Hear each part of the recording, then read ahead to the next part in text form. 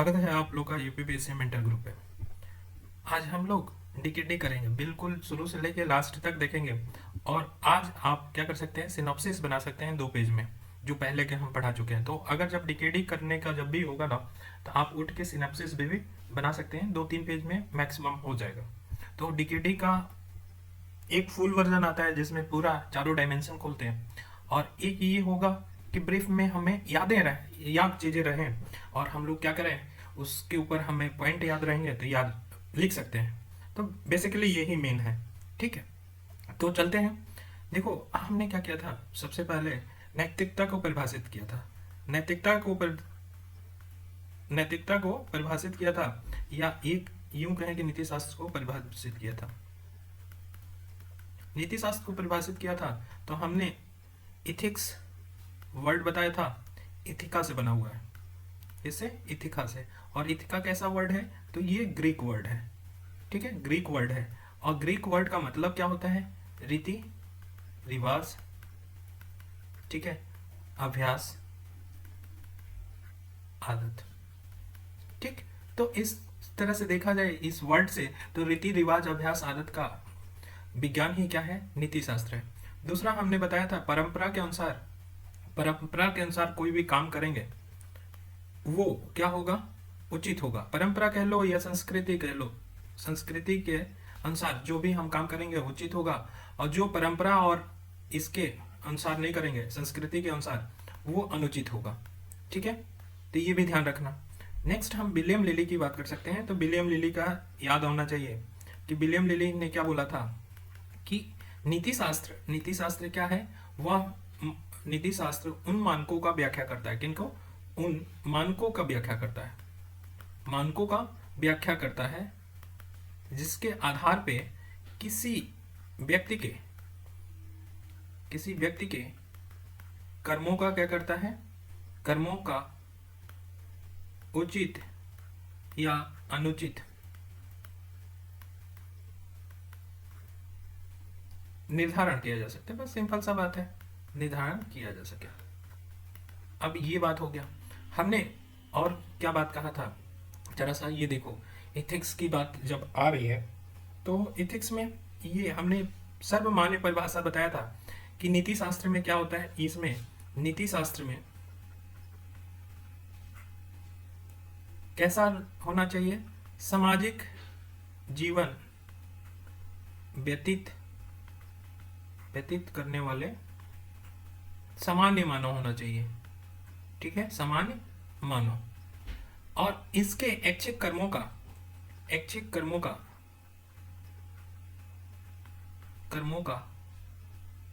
कुछ सिद्धांत, ऐच्छिक कर्मों का कुछ सिद्धांत हो या मानक हो या आधार हो, पर क्या किया जाता है, ऐच्छिक कर्मों का कुछ सिद्धांत या मानक के आधार पर क्या किया जाता है, इसके उचित या अनुचित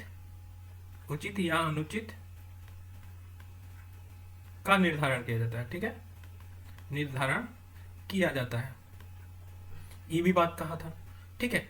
क्यों किया जाता है कि ताकि व्यक्तिगत हित एवं सार्वजनिक हित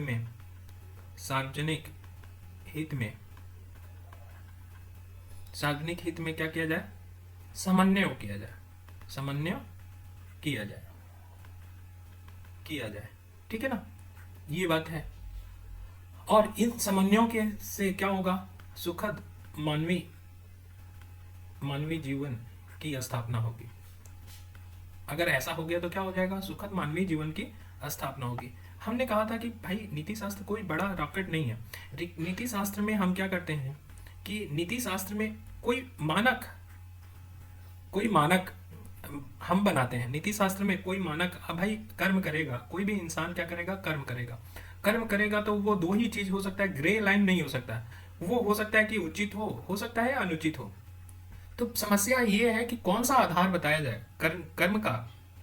ये कर्म के आधार यहाँ पे है जिससे डिफ्रेंशिएट कर रहे हैं कि उचित है कि अनुचित है। ये आधार कौन बताएगा, किस आधार पे, कहाँ से ये आएगा, ये बवंडल आएगा कहाँ से जहाँ से उचित या अनुचित का हम निर्धारण करेंगे? भाई कोई तो होगा। अगर हमने कहा कि एक झापड़ आपने चाहे अपने घर में किसी को मार दिया, तो क्या ये उचित है? आपके सापेक्ष से हो सकता है कि वो उचित या अनुचित अपने अंतरात्मा से पूछें, आपके सापेक्ष से और एक बाह्य सापेक्ष, दोनों में अंतर हो गया। जैसे सपोज करो कि क्या है कि हम घर पे हैं और घर पे हमने अपने बच्चा बड़ा शैतानी कर रहा था, वो फोड़ दिया, मैंने झापड़ मार दिया, तो अपने सापेक्ष से देखा तो वो उचित है, लेकिन बाहर के लोग देखें तो कहेंगे कि देखो अपने बेटे को मार रहा है, उनके हिसाब से क्या है? अनुचित है। मतलब यही निर्धारण क्या हो गया? यही आपके सापेक्ष में बाह्य के में क्या हो गया? गलत निर्धारण। मतलब उचित अनुचित का अलग अर्थ हो गया। तो ये उचित या अनुचित की बात कहाँ से पैदा होता है? इन मानक कहाँ से आते हैं? आधार कहाँ से आते हैं जिनसे हम पता चल सके कि ये उचित कर्म किया है, अनुचित किया है? वही आधार और मानक ये नीति शास्त्र में है, ही व्याख्या विवेचना किया जाता है, उन्हीं आधारों पे विवेचना किया जाता है, उन्हीं मानकों को बनाया जाता है, आधारों को बनाया जाता है, विवेचना किया जाता है। कि जैसे कि इसमें नीति शास्त्र में है कि अगर हम सत्य बोल रहे हैं, सत्य बोल रहे हैं, भाई अब मत लिखना सिनॉप्सिस वाला, अब डीकेडी स्टार्ट। अगर हम सत्य बोल रहे हैं तो कहीं ना कहीं नीति शास्त्र में ये बताया गया है कि नीति शास्त्र में विवेचना कराया जा चुका है, विवेचना किया जा चुका है कि लिख भी गलत रहे, विवेचना किया जा चुका है कि सत्य कैसा है कि उचित है। अगर आप झूठ बोलने लगोगे तो उसको अनुचित मानने, तो मतलब ये आधार कौन दिया है? विवेचना करके नीति शास्त्र ने दिया है। अब भारतीय दर्शन में देख लो तो जो विद्वान हैं वो सत्य को सही मानते हैं, झूठ को। तो जहां पे एक और बात, डीकेडी की ही बात हो रही है, तो डीकेडी भी आज दिमाग खोलने की बात हो रही है, तो वही बात होगा जो मान लो कि एक समाज है, सपोज करो कि इतना बड़ा समाज है, आप अपनी हाइपोथेसिस से ये कितना बड़ा मान ले रहे हो, इसमें हम मान रहे हैं कि 100 लोग हैं और ये हमारा एक कंट्री है। सपोज करो, हम क्योंकि एग्जांपल समझाने के लिए रहे हैं कि 100 लोग हैं, 100 लोग में क्या कर रहे हैं? 90% क्या मान रहे हैं? 90% मान रहे हैं समाज के, या 90 से 95% मान रहे हैं कि कोई ऐसा चीज जो हमारे निगाह से क्या है? गलत है, हमारे निगाह से गलत है। जैसे हमारे निगाह से क्या है?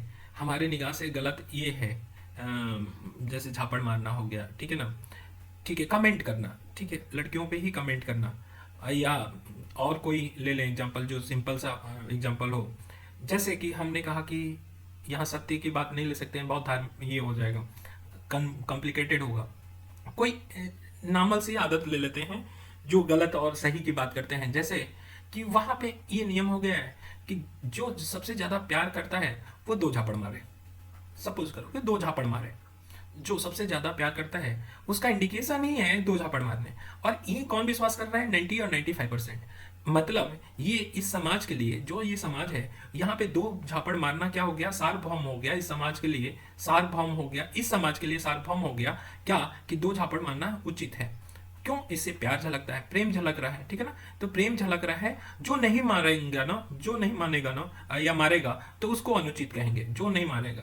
तो ये समाज के ऊपर डिपेंड कर रहा है। अगर कोई चीज यूनिवर्सली बनाना है, सार्वभौम बनाना है, जब पूरे विश्व में कोई चीज स्थापित करनी है तो वो सार्वभौम बनाता है। सार्वभौम 2 स्तर पे देखा जा सकता है, एक लोकल स्तर पे के लिए सार्वभौम की बात करेंगे और दूसरा एक विदेशी पूरे अर्थ को लेके।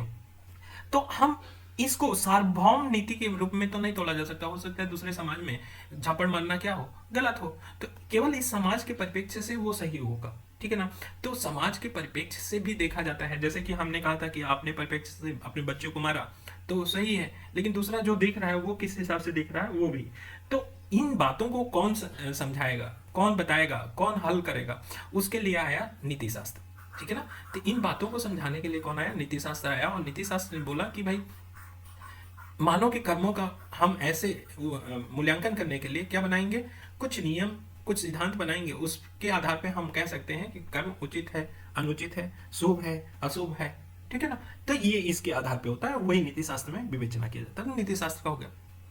अब नीति शास्त्र को तो अभी तक हमने क्या क्या सिनॉप्सिस में बनाया। तो सिनॉप्सिस में हमने इथिक्स लिखा, इथिका लिखा, ठीक है, और रीति रिवाज, अभ्यास, आदत लिखा, यहाँ पे लिख दिया ग्रीक, ठीक है ना। दूसरा हमने लिखा परंपरा, परंपरा के अनुसार उचित और या नैतिक, नैतिक, और परंपरा के अनुसार नहीं तो अनैतिक।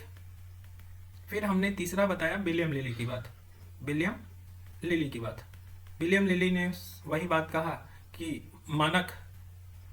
मानकों का व्याख्या या विवेचना, व्याख्या किस पे, व्यक्ति के कर्मों के उचित या अनुचित, उचित या अनुचित निर्धारण में। बस ऐसे ही हमें लिखना है, सिनॉप्सिस का मतलब कभी हो ही नहीं सकता।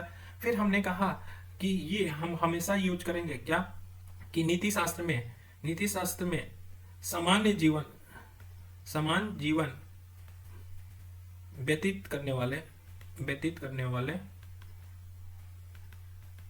सामान्य मानव के कर्मों का, कौन सा कर्म, ऐच्छिक कर्म, ये लिख लेना, ऐच्छिक कर्म, ये गंदा हो गया, ऐच्छिक कर्म, ऐच्छिक कर्म का सिद्धांत या मानदंड या आधार पे उचित और अनुचित का मूल्यांकन करना। और फिर बोल वचन इसके नीचे हमने, ताकि कि व्यक्तिगत और सार्वजनिक हितों में क्या हो सके, समन्वय हो सके, और क्या कर सकते हैं, सुखद मानवीय जीवन की स्थापना हो सके। ये बातें हमने बोल दिया, वो अपना बोल वचन लास्ट में कर सकते हो, लेकिन ये मेन था। फिर अब आगे, अब नेक्स्ट अगर देखें तो हमने कहा था कि कभी भी इथिक्स को अगर फ्लो में लिखना है, इथिक्स का मतलब, इथिक्स या नैतिकता की बात करें तो दो बातें बोले कि एक नैतिक प्रत्यय की बात करेंगे। नैतिक प्रत्यय में क्या, शुभ हो, उचित हो, वांछनीय हो, ये बात हमने कहा ETC नैतिक प्रत्यय हो। दूसरा बात है सद्गुण हो। सद्गुण का मतलब क्या, अब जब हम आगे ये करेंगे तो आपको समझ में आएगा कि क्यों बोल रहे हैं। सद्गुण का मतलब क्या, बुद्धिमत्ता, साहस, न्याय, ETC, ठीक है। और हमने बोला कि साध्य और साधन का क्या करें, विकास एवं सह अस्तित्व किसके अनुरूप होना चाहिए, तो देश और काल के अनुरूप हो, ताकि क्यों, कि चरम लक्ष्य का या अंतिम लक्ष्य की प्राप्ति हो सके। और अंतिम लक्ष्य क्या है, मानव कल्याण। देखो वर्ड में लिखना हो तो नैतिक या नीति शास्त्र में नैतिक प्रत्यय ब्रैकेट में लिख देंगे, शुभ, उचित, वांछनीय, सद्गुण, बुद्धिमत्ता, साहस, न्याय एवं साध्य साधन का विकास एवं सह अस्तित्व देश एवं काल के अनुरूप बनाया जाता है, जिससे अंतिम लक्ष्य मानव कल्याण की प्राप्ति हो सके। फिर से सुनो, नैतिकता या नीति शास्त्र बोल दो, नैतिकता, नैतिक प्रत्यय, शुभ, उचित, वांछनीय ब्रैकेट में लिखना है, फिर कमा, सद्गुण, बुद्धिमत्ता, साहस, न्याय लिखना है, एवं साध्य साधन का विकास एवं सह अस्तित्व देश एवं काल के अनुरूप किया जाता है, ताकि अंतिम लक्ष्य मानव कल्याण की प्राप्ति हो सके। बस ये वर्ड में है, चाहे आप ऐसे लिख सकते हैं, ठीक है। ये बात हो गया। तो दूसरा टॉपिक आया था कि ये विज्ञान है कि नहीं है, विज्ञान है कि नहीं। अगर विज्ञान है नीति शास्त्र तो क्या क्यों है, तो हमने कहा था कि विज्ञान का मतलब क्या है, किसी विशेष क्षेत्र का सुव्यवस्थित अध्ययन ही क्या होता है, विज्ञान होता है। तो विज्ञान है, हमने कहा कि ये है क्योंकि इसमें भी सुव्यवस्थित अध्ययन होता है, किसका, मानव के आचरण का क्या होता है, सुव्यवस्थित अध्ययन होता है। किसी क्षेत्र विषय का सुव्यवस्थित अध्ययन ही क्या कहलाता है, विज्ञान कहलाता है। तो हमने कहा कि इथिक्स भी विज्ञान है क्योंकि इसमें भी मानव के आचरण का सुव्यवस्थित अध्ययन किया जाता है, तो इसलिए विज्ञान है। लेकिन ये वर्णात्मक ना होके, वर्णात्मक वर्णात्मक ना होकर क्या है, ये नियामकी विज्ञान है, नियामकी विज्ञान है। क्यों है, ये बात समझो। क्योंकि वर्णात्मक में है क्या वर्ड आता है का मतलब ज्यों का त्यों, इसमें ज्यों का त्यों विवरण होता है, ठीक ना। ये वास्तविकता का विवरण होता है, वास्तविकता का विवरण होता है। इसमें कारण परक होता है, कारण परक होता है कि अगर सेव गिरा तो क्यों गिरा, कारण परक है, ठीक है ना। अगर H2SO4 से हाथ जलता है तो क्यों जलता है, ठीक है ना, कारण परक है। मतलब वर्णनात्मक ना होके नियामकी है। इसमें होता है क्या, होना चाहिए, होना चाहिए या चाहिए वर्ड से होता है। कभी भी नियम ये करना चाहिए आपको, जैसे कहते हैं ना कि बड़ों को सम्मान करना चाहिए। जब भी आप बोलोगे इस नीति शास्त्र के लैंग्वेज में तो बड़ों को सम्मान करना चाहिए, प्रेम पूर्वक रहना चाहिए। जहां भी चाहिए कि वर्ड है ना, मतलब वो नियामकी से होना चाहिए, नियामकी की बात आ रही है। और नियामकी का मतलब क्या, ये वर्ड चाहिए से होता है टिलेंडर में। और दूसरी बात ये ध्यान रखना है कि नियामकी में हम क्या करते हैं, मानक और या सिद्धांत का इसमें क्या करते हैं, निर्माण करते हैं जिसके आधार पे क्या करते हैं, जिसके आधार पे मानव के कर्म को क्या करेंगे, मानव के कर्म को मूल्यांकन करेंगे। बात समझ में आ रहा है, मानव के कर्म को मूल्यांकन करेंगे। गंदा हो रहा है तो हम कहेंगे कि हाँ नीति शास्त्र एक विज्ञान है, क्योंकि ये मानव के आचरण को सुव्यवस्थित अध्ययन करता है। लेकिन ये वर्णात्मक ना हो कि नियामकी विज्ञान है। कौन सा, कैसा है, नियामकी विज्ञान है। अर्थात वर्णात्मक में ब्रैकेट में लिख देना ज्यों का त्यों वास्तविक कारण परक है। नियामकी का मतलब क्या, होना चाहिए, ठीक है। सिद्धांत या निर्माण, सिद्धांत या कोई निर्धारक का मानदंड का निर्माण करता है, जिसके आधार पर मानव के कर्मों का क्या किया जाता है, मूल्यांकन किया जाता है, इसलिए विज्ञान है। तो ये भी दूसरा भी पार्ट हो गया। तीसरा हमारा पार्ट है, तीसरा पार्ट है नीति शास्त्र में मानव क्रियाकलाप में नीति शास्त्र के सार तत्व। तो मानव क्रियाकलाप में नीति शास्त्र के सार तत्व।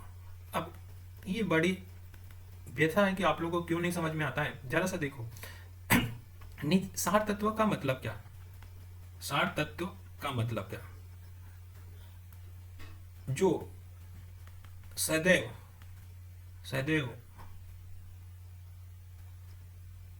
किसी वस्तु में विद्यमान रहे, ठीक है। सार तत्व का मतलब क्या, अपरिहार्य गुण जिसे कोई अलग ना कर सके। मतलब क्या, या अपरिहार्य गुण या तत्व, ठीक है ना। अर्थात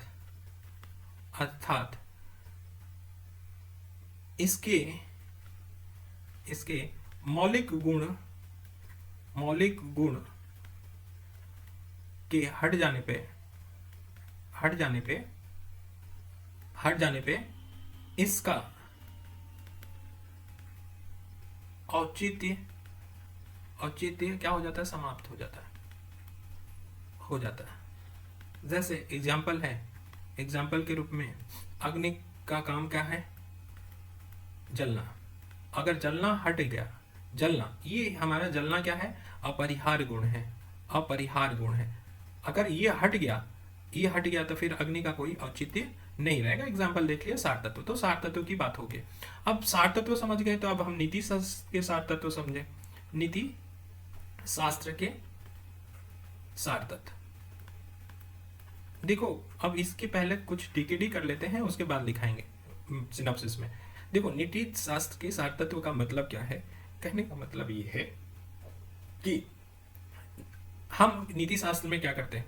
आप बोलोगे नीति शास्त्र में किसी मानदंड का या मानक का या मानदंड का या सिद्धांत का, मानदंड का या सिद्धांत का क्या करते हैं, व्याख्या करते हैं या विवेचना करते हैं। यही तो बताया था पिछले, यही तो बताया था कि नीति शास्त्र में मानक या मानदंड इस सिद्धांत का निर्माण करेंगे। अब निर्माण करेंगे तो विवेचना करेंगे, चर्चा करेंगे। जब भी किसी चीज को, नया चीज को लाना है घर में, अगर आपको टीवी लाना है तो क्या करोगे, 4 लोग बैठ के चर्चा करोगे, आएगा पक्ष विपक्ष सब देखोगे, फिर यूनिवर्सली सब लोग एग्री होगे कि टीवी लाना है तो ला दोगे। वैसे ही मानक मानदंड सिद्धांत अगर लाना है तो क्या होगा, विवेचना किया जाएगा, व्याख्या किया जाएगा और निर्माण किया जाएगा। ये नीति शास्त्र का काम है। तो नीति शास्त्र का क्या काम है, नैतिकता का व्याख्या करना। हम कहें ना कि क्या है काम है, नैतिकता का व्याख्या करना, यही तो काम है नीति शास्त्र का, नैतिकता का व्याख्या करना कि उचित है कि नहीं है, उचित है या कर्म नैतिक है या अनैतिक है, यही तो है काम, बताओ यही तो है। अगर ये है नीति शास्त्र में काम, तो ये बताओ कि इसका सार तत्व क्या होगा। सार तत्व हमने कहा कि जिसके अभाव में नैतिकता का व्याख्या न किया जा सके, बात खत्म भाई। जैसे अग्नि में से जलना ही निकाल लें तो अग्नि ही नहीं रह जाएगा। अपरिहार गुण मतलब जिस नीति शास्त्र के सार तत्व वह है जिसके अभाव में क्या किया जाए, नैतिकता की व्याख्या ही नहीं किया जा सकता, सीधी बात है। तो अब इतना सिंपल से बात को समझते हैं कि मतलब आज बिल्कुल हम नोट्स वगैरह छोड़ दिए हैं, आज अपने बोल वचन है। जैसे कहते हैं ना, कभी गाना सुनते हैं तो लिखा प्यारे लाल ने, गाया संजीव लाल ने, ठीक है, वही हाल है। देखो नीति शास्त्र के सार तत्व में का मतलब क्या, कि नीति सार तत्व क्या है कि नैतिकता जिसके अभाव में, जिसके अभाव में नैतिकता की व्याख्या नहीं हो सकता, बस इसका मतलब हमें ये अपरिहार्य है व्याख्या करने के लिए। तो फिर भाई वो सार तत्व क्या है, वो सार तत्व क्या है जो नैतिकता की व्याख्या करते हैं, नैतिकता की व्याख्या करते हैं। तो उसके लिए हमने बताया कि इसके नैतिकता की व्याख्या के लिए दो चीजें हमें चाहिए। एक हमने कहा कि आवश्यक दशाएं होना चाहिए, आवश्यक दशाएं मतलब ऐसा इंसान, दशाएं के मतलब जैसे कहना कि हमारे अनुकूल होना चाहिए, मतलब नैतिकता के अनुकूल होना चाहिए। और दूसरा हमने इंपॉर्टेंट बता दिया, मूल, यही बात बोला। अब बताओ कि आवश्यक दशाएं बोल रहे हैं तो इसका मतलब क्या, या आवश्यक पूर्व मान्यताएं बोलते हैं, चलो पूर्व मान्यताएं बोले या आवश्यक दशाएं बोले, बात एक ही है, जो भी आप लिखना चाहो। हमने कहा कि अब इसके बाद डीकेडी है, ये तो हमने बड़ा कम में लिख लिया, डीकेडी क्या है। उसके बाद हम लोग देखते हैं कि आवश्यक दशाएं के ऊपर हम चर्चा करें कि आखिर क्यों ये है। यही बात हमें लग रहा है कि समझ में नहीं आ रहा है कि क्यों बोल रहे हैं। देखो सार तत्व की काम क्या है, नीति शास्त्र के सार तत्व का काम है व्याख्या करना। आप लोगों को बात ही है ना, नैतिकता की व्याख्या करने के लिए जरूरी है, नैतिकता का व्याख्या करने के लिए जरूरी है, ठीक है। अब नैतिकता की व्याख्या में आप क्या करोगे, बताओगे किसी की व्याख्या करने के बाद कि उचित है कि अनुचित है, ये तो बताओगे, उचित है या अनुचित है, यही बताओगे कि नहीं। नैतिकता की व्याख्या करोगे, बाद में व्याख्या करोगे तो उचित या अनुचित का ही निर्धारण करोगे। क्या आप बिना ब्रेन के कर सकते हो, मतलब बिना विवेक के या बिना बुद्धि के निर्धारण कर सकते हो, या आप ही के घर में किसी को गलत ठहराना है, उंगली उठाना है, तो आपके मन में मंथन चलता होगा कि भाई उसने ये किया इसलिए गलत है, मतलब आपने सोचा, सोचना है, नैतिकता की व्याख्या में सोचना, तो सोचना हो गया, ठीक है। दूसरी बात, हम कब नहीं सोच सकते, आंख बंद करके कहेंगे कि आंख बंद करके कि जैसे कि हम कहें कि वो चोरी नहीं कर सकता, कब नहीं चोरी कर सकता, जैसे कि एक एग्जांपल बता रहे हैं कि ऐसा लगाया जाए कि अंबानी ने जाके एक ब्रेड के दुकान पे एक पैकेट ब्रेड चुराया, पचेगा आपको, मतलब इसके बीच में आप सोचना स्टार्ट किया, ब्रेड चुराया, तो ये पचा नहीं ना आपको, यहाँ पे अपना बुद्धि इस्तेमाल करने लगे। हाँ, फिर आप तर्क निकालोगे कि नहीं यार ऐसा हो ही नहीं सकता, जो मतलब अरबों में खेल रहा है वो 5 रुपया या 20 रुपया के लिए क्या चुराएगा वो, हाँ? जो अरबों में खेल रहा है वो क्या चुराएगा, नहीं यहाँ पे बुद्धि आ गई ना, तभी तो बोल रहे हो। तो उचित या अनुचित की बात होगी, या ये हम कहें कि अंबानी की व्यक्तित्व ऐसा है पूंजीपति वाला, उसके कारण बोले हो, या यही हम बात कह दें कोई बहुत साधु है और चोला वस्त्र, मतलब रियल में साधु है, ऐसा नहीं कि आपको कोई मौका दे दें कि अरे वो हो सकता है चुरा, मतलब रियल में साधु है, वो जंगल में रहता है, फ्रूट फूल खाता है, और उसके ऊपर आरोप लगाया जाए चोर होने का, तो इसका मतलब आप सीधे ना बोल दोगे कि आपने गलत बोला है। क्यों? रीजन है कि साधु का अपना व्यक्तित्व है, पर्सनालिटी है भाई, उसकी उसकी अपनी विचारधारा है, अपनी विचारधारा है, विचारधारा की वजह से व्यक्तित्व बनता है। राधे श्याम बोलना है इसका, है कि नहीं? राधे श्याम बोलना है। तो अब समझ में आ रहा है कि यहाँ पे है। अब जरा सा आ जाते हैं अपने पुराने कहानी पे। कहानी हमारा था कि आवश्यक पूर्व मान्यताएं होनी चाहिए। अब आप लोग को ये बात नहीं समझ में आ रहा था कि सार तत्व में आवश्यक पूर्व मान्यताएं होनी चाहिए। आवश्यक पूर्व मान्यताएं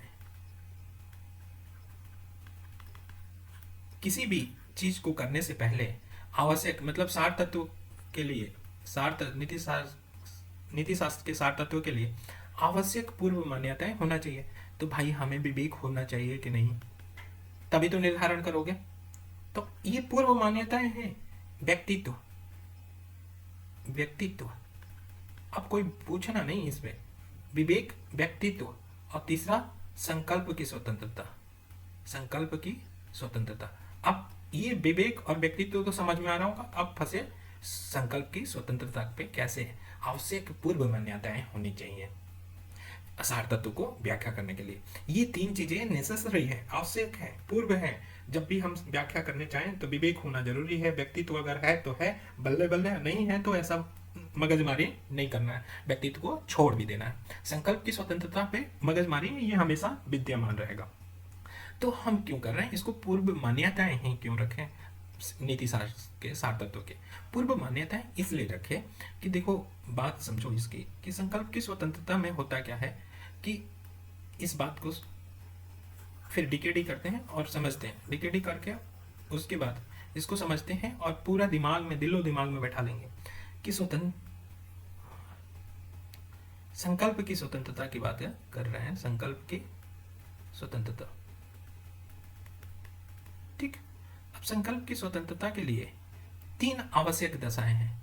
आवश्यक दशाएं, आवश्यक मतलब इसको भी, इस अगर ये ना हो तो हम कहेंगे कि ये संकल्प की स्वतंत्रता नहीं है, मतलब ये अपरिहार्य है, ये तीनों होने चाहिए।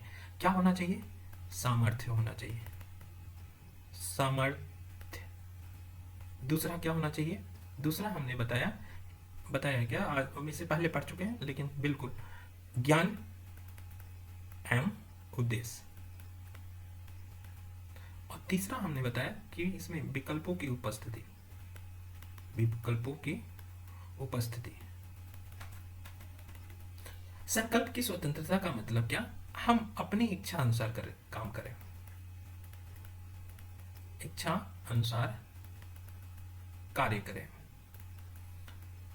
अब देखो बात यह है कि आप घर से दंगा कर लिए, कोई है ये मोटा सा, ठीक है ना, घर से दंगा किया, दंगा करके और वो क्या किया, इंटरकास्ट या इंट्राकास्ट बोलो, इंट्राकास्ट मैरिज कर लिया, ठीक है, मैरिज कर लिया, इंट्राकास्ट मैरिज कर लिया दंगा करके।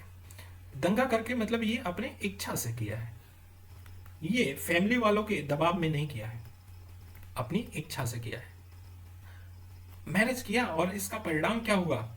इसका परिणाम जो भी हो, अगर अच्छा निकलता है परिणाम अच्छा निकलता है, ये खुश में जिंदगी बिताता है, तो कहेंगे कि ठीक है, इसका परिणाम ठीक है, अच्छा मिल रहा है। अगर कहीं खुदा ना खास्ता दुखमय जीवन हो गया, तो इसके परिणाम पे कहेंगे कि तुमने ही किया था, जो किए थे दंगा करके, तो भुगतो।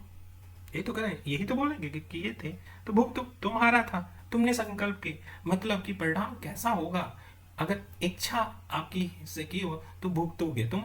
उचित या अनुचित की बात, उचित हो चाहे अनुचित हो, वो बात निर्धारण होगा इच्छा पे, ठीक है ना। ऐसा नहीं है कि फैमिली में और भी शादी होंगे तो आप नहीं होगा, लेकिन अगर इच्छा से किए हो तो हम उचित या अनुचित का क्लियर कट डिसाइड कर सकते हैं कि हाँ भाई तुमने इच्छा पे किया है और तुमने ये गलत किया है। जैसे कि हम एक और एग्जांपल बहुत इंटरेस्टिंग लेते हैं, ये इंटरेस्टिंग कई बार सुना चुके हैं बट आज बनता है उसको, कि बैगा जनजाति है। बैगा जनजाति क्या बोलती है? बैगा जनजाति ये बोलती है कि धरती हमारी माँ है, इसलिए जो हल है वो हल हम नहीं चलाएंगे। मतलब वो आज भी हल चला के खेत नहीं जोतती है, हल नहीं चलाएंगे क्योंकि उनके में है बैगा जनजाति में कि हम नहीं चलाएंगे।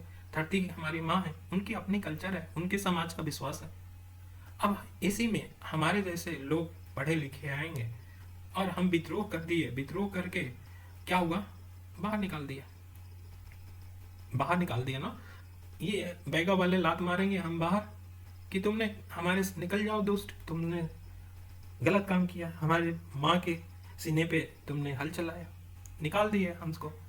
लेकिन अब जरा सा दूसरे पर्सपेक्टिव से सोचो कि इन पे विश्वास था, इनमें क्या था, विश्वास था, ठीक है ना। इनकी परंपरा थी, इन परंपरा के अनुसार हमने क्या किया, परंपरा के अनुसार अगर हम करते, हम अगर करते, कार्य करते तो हमें कोई लात नहीं मारता। लेकिन हम इनके परंपरा के खिलाफ चले गए, परंपरा के खिलाफ चले गए और वो हमें लात मार के बाहर निकाल दिया। मतलब हमने कर्म तो जो किया अपनी इच्छा अनुसार किया, और इच्छा अनुसार कर्म का हमें रिजल्ट क्या मिला, अनुचित मिला। तो जहां भी इच्छा नहीं होता भाई, अगर हम यहाँ पे इन लोगों के बल पे किए और करते रहते, बल्कि इन्हीं की तरह हम भी चलाते रहते, हल नहीं चलाते रहते और यहीं पे काम करते रहते, तो वही तो समाज का प्रेशर था। तो हमारे कर्म को अच्छा कर रहे हैं कि बुरा कर रहे हैं ये मूल्यांकन नहीं हो सकता, वो समाज पे मूल्यांकन होगा। मतलब ओवरऑल कहने का मतलब यही है कि जब तक आदमी स्वतंत्र रूप से कोई काम न करे अपने कर्म, क्योंकि हमने पहले ही बोला ना कि ऐच्छिक कर्म होना चाहिए। ऐच्छिक कर्म हमने हमेशा बताया है कि कर्म नीति शास्त्र की व्याख्या में क्या होना चाहिए, ऐच्छिक कर्म होना चाहिए। जानबूझकर सोच समझ के कर्म किया जाए तब भी हम क्या करेंगे, उसके कर्मों को उचित या अनुचित होने की बात कहेंगे। तो ऐच्छिक होने का मतलब है कि संकल्प की स्वतंत्रता होना। बात को समझो ना, यहां भी तो क्या है, अपनी इच्छा अनुसार करना, मतलब सोच समझ के करना। तो आवश्यक दशा है क्या है, इसके लिए सामर्थ्य हो। जैसे हमने कहा कि तैरना हमको नहीं आता, नहीं आता, हमारे सामने ये महोदय डूब के मर गए, तो हमको हमारा सामर्थ्य नहीं था, तो हमको उचित या अनुचित में नहीं ढाल सकते थे कि तुमने कर्म उचित किया कि अनुचित किया,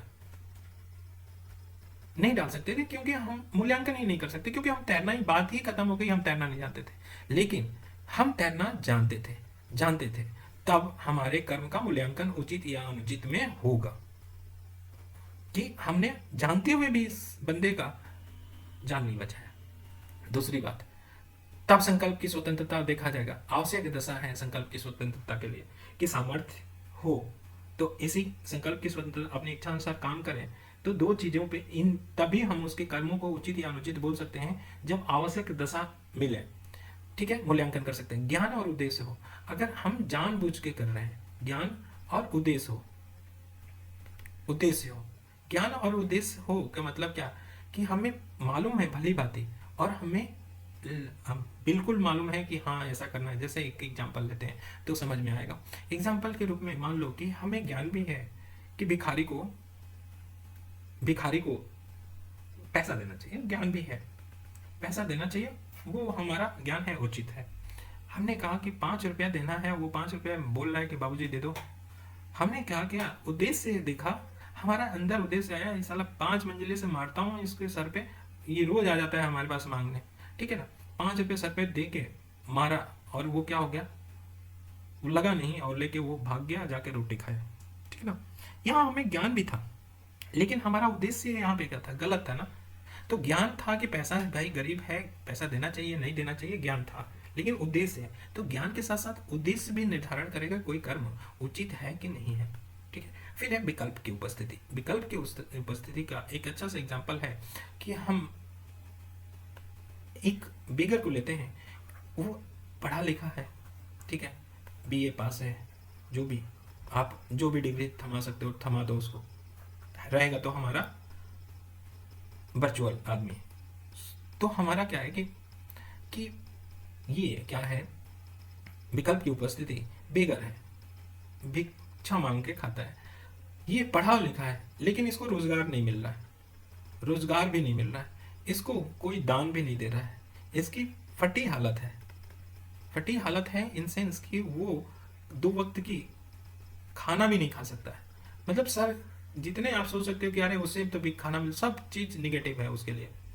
और वो जाके क्या कर ले रहा है कि किसी रेस्टोरेंट से खाना चोरी कर ले रहा है, खाना चोरी कर ले रहा है। अब बताओ कि ये खाना चोरी जो कर लेगा, तो विकल्प की उपस्थिति हम देखेंगे, अगर इसके पास विकल्प की उपस्थिति होता, रोजगार होता, चोरी करता, तब हम कहते हैं कि बुरा है या अनुचित है। लेकिन विकल्प की उपस्थिति ही नहीं है, तो वो करेगा क्या? चोरी ही करेगा। तो इस दशा में उचित हो सकता है ना, उचित हो सकता है कि नहीं हो सकता है? तो विकल्प की उपस्थिति होनी चाहिए। जब भी संकल्प की स्वतंत्रता है, तो कभी भी कहोगे ना कि हमें ये घड़ी है, दो घड़ी है, दो घड़ी है तो उसमें से चुनोगे ना, इच्छा अनुसार चुनोगे। लेकिन हमने एक ही घड़ी दे दिया, तो उसमें से कहाँ से चुनोगे? लेना ही है, फिर आपको विवश ही है कि उस घड़ी को लेना ही है। लेकिन हम 10 घड़ी ला के रखते हैं, तो आप इच्छा यहाँ पे जगेगी। इच्छा अनुसार काम कब होगा? जब 10 में से एक पिकअप कर लोगे, विकल्प उपस्थिति होगी तो विकल्प का होना बहुत जरूरी है जब भी इच्छा अनुसार काम करोगे। दूसरी बात, सामर्थ्य का होना जरूरी है। तो दूसरी बात, सामर्थ्य की होना जरूरी है। ठीक है ना?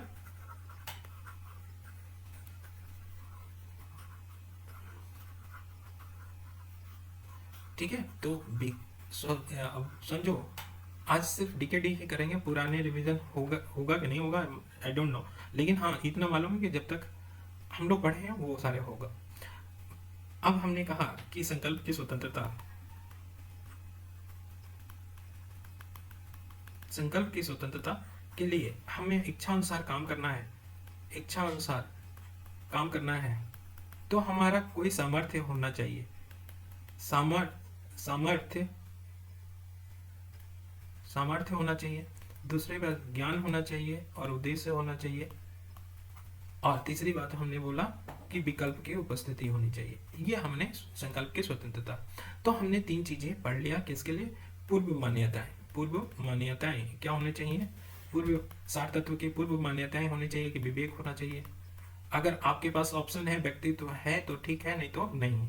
तीसरा हमें क्या होना चाहिए? तीसरा हमारा ये संकल्प की स्वतंत्रता होना चाहिए। ठीक है ना?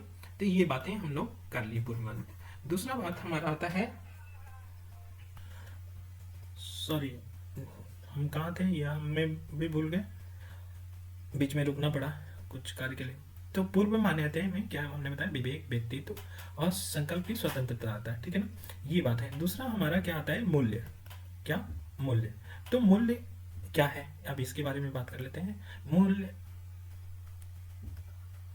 मूल्य के बारे में लिखना है तो मूल्य क्या है? तो मूल्य वे हैं जो गरिमापूर्ण, मानव के गरिमापूर्ण जीवन, गरिमापूर्ण जीवन जीने के लिए अनिवार्य है। ठीक है? अब हम ऐसे ही बोलते हैं, मूल्य क्या है?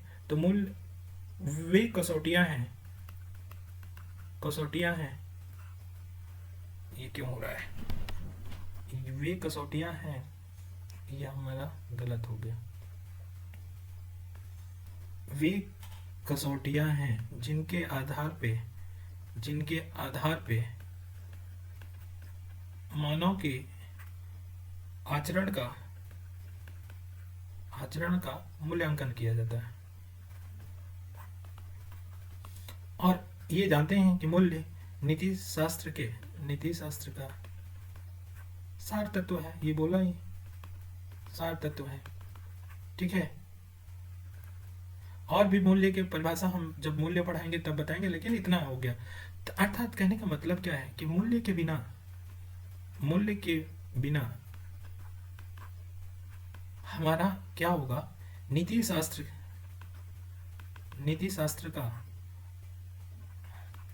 शास्त्र का सिद्धांत या मानक सिर्फ और सिर्फ संग्रह मात्रा का हो जाएगा, संग्रह मात्र का रह जाएगा। मूल्य वे हैं जिसके आधार पे इंसान का आचरण का मूल्यांकन किया जाता है, उचित या अनुचित होने की बात कहा जाता है। ठीक है ना? तो ये बातें हमारे चार तत्वों की हो गई। आई होप समझ में आ रहा होगा।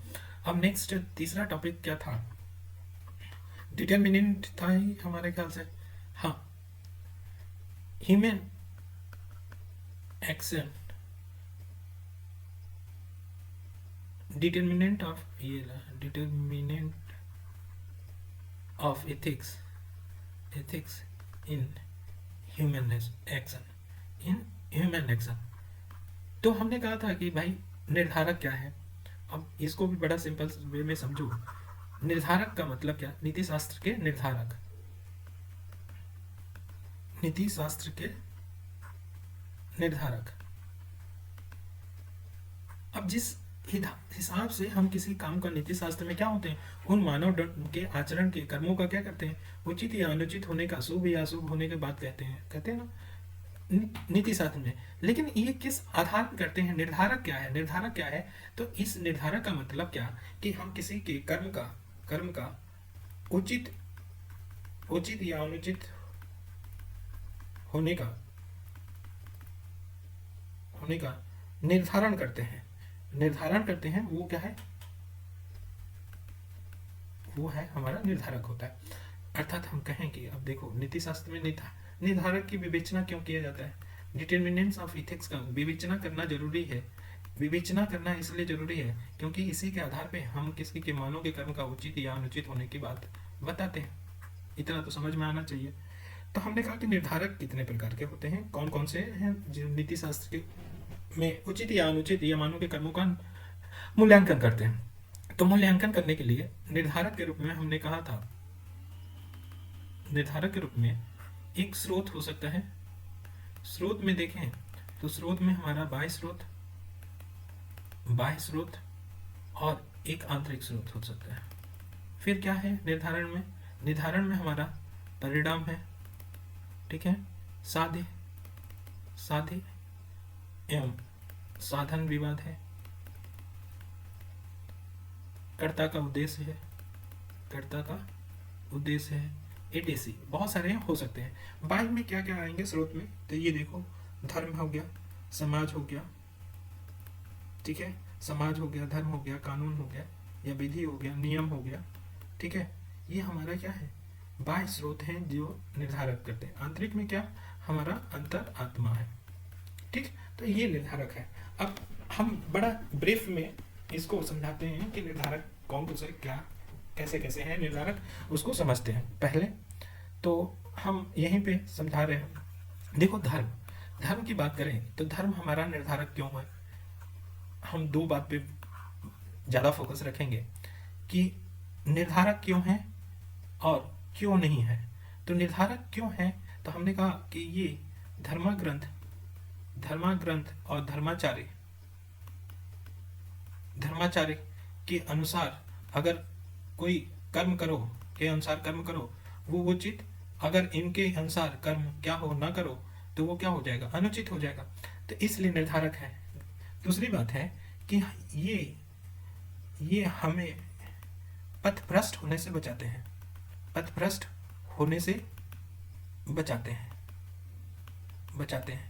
क्यों, धर्म हमें हमेशा, धर्म की एक मौलिकता है कि प्रेम से बोलो, प्रेम से रहो, सहज रहो, ठीक है ना, करुणा होना चाहिए। तो वो हमें कहीं भी सत्य बोलो, तो अगर पथभ्रष्ट कहीं हम झूठ बोलने जा रहे हैं तो वो हमें याद आएगा कि हमारे धर्म ग्रंथ, चाहे गुरु नानक हो, चाहे हमारा हिंदू धर्म का हो या ईसाई हो, चाहे मुस्लिम में, ये बोला गया है कि सत्य ही बोलना। तो वो हमें गंदे रास्ते या पथभ्रष्ट होने से बचा सकता है, इसलिए निर्धारक है। तीसरा बोला कि ये क्या करता है, स्वर्ग और नरक का क्या करता है, स्वर्ग का लोभ देगा, ठीक है, नरक का भय देगा, और इसके द्वारा ये क्या करता है, अच्छे कर्मों को क्या करता है, प्रोत्साहित करता है। जो बुरे कर्म हैं, बुरे कर्मों को क्या कर सकता है, हतोत्साहित करता है, ठीक है, हतोत्साहित करता है, इसलिए निर्धारक है, ठीक। धर्माग्रंथ धर्माचार के बाद हमें पथभ्रष्ट से होता है स्वर्ग के लोभ, नरक के भय के कारण अच्छे कर्मों को प्रोत्साहित करता है, बुरे कर्मों को हतोत्साहित करता है, इसलिए निर्धारक है। क्यों नहीं है, तो देखो बहुत सारे धर्म में बाह्य पक्ष क्या हो गए हैं, मजबूत हो गए हैं, अर्थात कर्मकांड हो गए हैं और कर्मकांड को बढ़ावा दे रहे हैं, जिसकी वजह से ये वैमनस्यता, संप्रदायवाद एटीसी बढ़ रहा है, ठीक है ना, इसलिए नहीं हो सकता है। बाह्य पक्ष मजबूत हो गया। दूसरी बात है कि कार्ल मार्क्स बोला था कि ये धर्म क्या है, अफीम के समान है, अफीम के समान है। जैसे अफीम चटा दो तो वो क्या होगा, अफीम चटा दो तो वो बेहोश रहेगा। और दूसरी बात है, जिसको अफीम की लत लग जाती है तो वो चाहे गरीब भी होगा ना, तो अपना चोरी करके चाहे अपने घर का सामान बेच के कहीं से अफीम लेके आता है। वही हाल है कि गरीब भी अगर धर्म के लत लग जाता है तो ये पूंजीपति क्या करते हैं, शोषण करते हैं इसी धर्म को आधार बना के। ठीक है ना। धर्म क्या कर देता है, धर्म भाग्य विधाता बनाता है, भाग्यवादिता बना देता है, भाग्य विधाता नहीं भाग्यवादिता बना देता है। कहता है कि सब कुछ भगवान ने पहले से लिख दिया है तो हम करें क्यों। धर्म ये बात है। नेक्स्ट क्या है, इसलिए हम नहीं निर्धारक हो सकता, निर्धारक इसलिए नहीं हो सकता कि देखो ये परलोकमुखी बना देता है, परलोकमुखी बना देता है।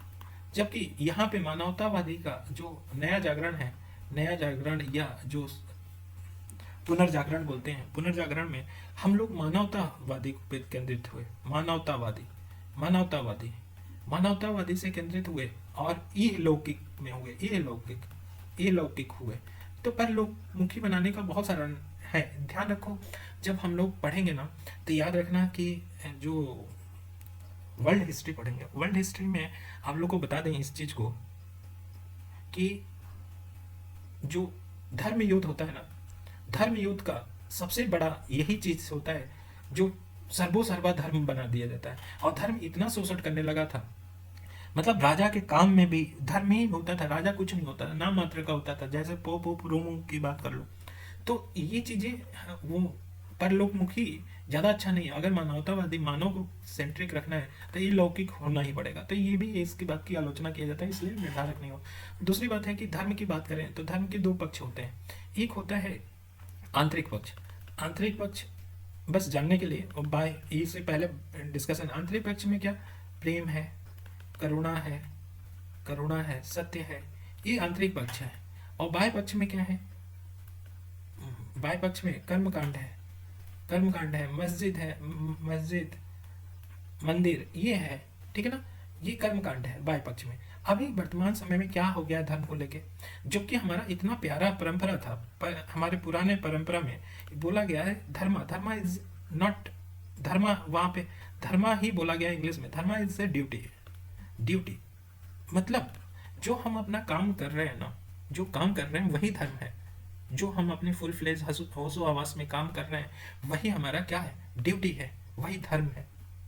हाँ, धर्म को चलो रिलीजन वाले पार्ट से जोड़ ले, तो रिलीजन वाले पार्ट से ये जोड़ने से पता चलता है कि एक आंतरिक पक्ष है जिसमें प्रेम, करुणा, और आंतरिक पक्ष चाहे ईसाई धर्म उठा लो, चाहे कोई भी धर्म उठा लो, किसी भी रिलीजन की बुक उठा दो, सब में मिलेगा। लेकिन बाह्य पक्ष में क्या है, कर्मकांड है। हम मंदिर जा रहे हैं, हम मस्जिद जा रहे हैं, हम गुरुद्वारा जा रहे हैं, हम कहाँ जा रहे हैं, हम चर्च जा रहे हैं। ठीक है। अब दिखावा इतना हो गया कि बेमनस से हो गया कि भाई हम जो अल्लाह मस्जिद में रहता है वो ज़्यादा बेटर है जो मंदिर में रहता है उसके अपेक्षा। ईसाई बोले कि हमारे जो ज्यूस हैं वो चर्च में रहते हैं, वो तुम लोग का जो भी है धर्म वगैरह, मतलब एक दूसरे की आलोचना करते हैं, सीधी बात है। तो उससे क्या होगा, सांप्रदायिकता बढ़ेगा। ठीक है, सद्भाव घटेगा, बेमनस बढ़ेगा, सहिष्णुता कैसा हो जाएगा, असहिष्णु हो जाएंगे, एक दूसरे को देखना नहीं चाहेंगे। ये बाह्य पक्ष के होगा। अब जब भी हमें आंसर लिखना है तो सांप्रदायिकता के कारण में बता सकते हो ना कि बाह्य पक्ष का बलवान, अब थोड़ा सा डिकेडी होते हैं कि बाह्य पक्ष बलवान हो गया तो ये सांप्रदायिकता, अलगाववाद, इवन नक्सलवाद का भी एक चीज अलग है, जोड़ोगे तो यहाँ पे भी आएगा, आतंकवाद का भी आएगा। ठीक है, लेकिन एक परिप्रेक्ष्य जरा सोच के देखो कि लव जिहाद के कारण किसी का हत्या किया जाना, यही चीज है। आंतरिक पक्ष कभी नहीं इस चीज को देगा। प्रेम, करुणा, सत्य, अहिंसा हर एक में रहेगा। तो जब भी निगेटिव की बात है ना, क्षेत्रवाद को, अलगाववाद को, सांप्रदायिकता वगैरह, लव जिहाद वगैरह, इसको इस एंगल से जरूर देखना और एक दो पॉइंट जरूर लिखना बाह्य पक्ष से। ठीक है, तो इतनी बात होगी धर्म से। तो धर्म का हो गया। अब हम लोग चलें कि समाज निर्धारक है। समाज निर्धारक है तो देखो, अच्छा अगर संबंध में देखें नैतिकता और इसमें धर्म के संबंध की बात करें कि संबंध कैसा है, तो कुछ ऐसा संबंध है, ये है नैतिकता, ये है धर्म। कुछ पार्ट तो बिल्कुल सही है जिसपे हम कहें कि धर्म क्या है, निर्धारक है, और कुछ पार्ट में कहीं से कहीं मैच नहीं है, ठीक है ना। हम इसकी कुछ धर्म की आलोचना करते हैं और वो आलोचना निर्धारक नहीं है, ये बात कहेंगे। तो हमें संबंध की बात करेंगे धर्म और नैतिकता का, तो ये होगा। तो नैतिकता का, धर्म निर्धारक है नैतिकता का, तो ये ध्यान रखना कि संबंध की बात करेंगे तो समानता है, निर्धारक लिख लेंगे। निर्धारक, निर्धारक जो भी हो जाएगा वो क्या हो जाएगा, नैतिकता और धर्म में समानता हो जाएगा। और जो निर्धारक नहीं है वो क्या हो जाएगा, असमानता हो जाएगा। असमानता हो जाएगा तो संबंध हो गया, खत्म बात। एग्जाम्पल देके बता देना, बड़ा सिंपल सा। अब नेक्स्ट चलते हैं दूसरा, समाज की तरफ, ठीक है ना। तो समाज क्यों, क्या है, तो देखो हमारे समाज की दो बातें हमने बताया था हमेशा कि बेनेडिक्ट रूथ और मार्गरेट को हमेशा यहाँ याद रखना, जब भी समाज की हो आंखें खट से खुलनी चाहिए। लेकिन फिर भी निर्धारक है, निर्धारक नहीं है नैतिकता का। निर्धारक इसलिए है कि समाज के रीति रिवाज के अनुसार अगर कोई काम करो, रीति रिवाज या संस्कृति के अनुसार या परंपरा के अनुसार कोई कार्य करो, तो वो नैतिक है। वो क्या है, नैतिक है। जो इसके अपोज में करोगे तो वो अनैतिक होगा, ठीक है। समाज अच्छे कर्मों को, ठीक है ना, समाजीकरण के माध्यम से बढ़ाती है अच्छे कर्मों को, इसलिए निर्धारक है। तीसरे बात हम कह सकते हैं कि देखो समाज अच्छे कर्मों को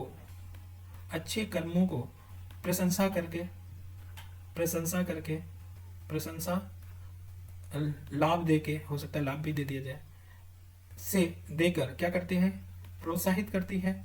और हतोत्साहित कैसे करती है, दंड देके, ठीक है ना, आलोचना करके, ठीक है, निंदा करके, ये क्या करती है, बुरे कर्मों को हतोत्साहित करती है, इसलिए निर्धारक है, ठीक है। निर्धारक क्यों नहीं है, तो समाज में बहुत सारे क्या है, कुप्रथाएं हैं, अंधविश्वास है, विश्वास है, ठीक है, गरीबी है, ठीक है, छुआछूत है या भेदभाव है इत्यादि के कारण नैतिकता, अगर अंधविश्वासी हो जाएगा तो नैतिक नहीं माना जा सकता। कहाँ नैतिक मान सकते हो, नहीं मान सकते, नैतिक का निर्धारक नहीं मान सकते, ठीक है। कभी कभी ऐसा भी हो जाता है कि जैसे कि महिलाओं को पे देख लो, तो ये बता देना है कि कुप्रथाएं, अंधविश्वास है, गरीबी है, भेदभाव है इत्यादि के आदि में हम क्या कर सकते हैं, नहीं मान सकते हैं, ठीक। दूसरा है कि देश काल परिस्थिति के अनुसार भी हमारा समाज बदलता है।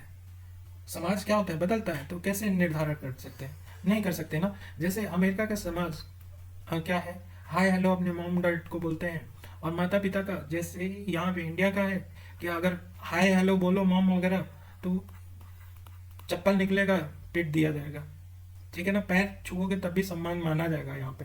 तो दोनों के क्या है, देश के अनुसार देख रहे हैं, तो समाज, तो हम कैसे एक बंधन में बांट सकते हैं, इसलिए नहीं हो सकता, ठीक ना। समाज जैसे हमने पैगा वाला बताया, और भी समाज हैं, हर एक अपना रीति रिवाज संस्कृति अलग है, तो उसके सापेक्ष में देखना और ये कराना कठिन है, ठीक है ना। तो ये हम बता सकते हैं। नेक्स्ट है कानून, जल्दी जल्दी देखते हैं, पढ़ चुके हैं।